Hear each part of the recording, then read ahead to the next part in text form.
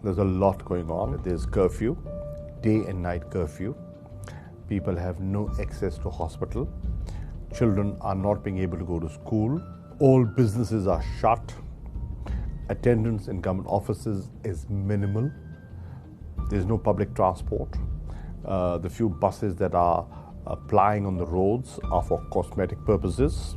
There are no passengers in it. Thousands of people have been arrested. Young boys are being picked up, tortured. Girls are being picked up, molested. Religious freedom curbed.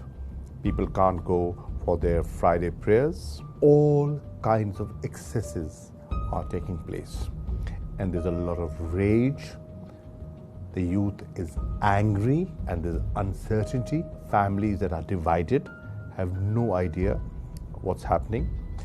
One has heard reports of people with sort of kidney failures dying because they could not get dialysis in time. Life-saving drugs not available. Cancer patients suffering. People suffering a heart attack. Ambulances are not available. People who are dying in hospitals, death certificates are not being issued. Pellet guns are being used and people are going blind. For 1 year, we've been sending messages to India, overtures of peace, of sitting together and resolving our issues through bilateral negotiations.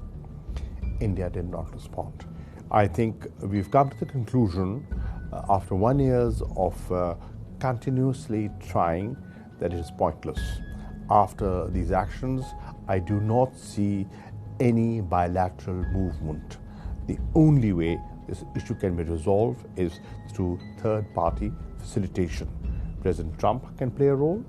He has a lot of influence over them. And the Security Council, which is responsible for peace and security, can play a role. What India has done by this unilateral action, illegal action of theirs, they have threatened peace and security of the region.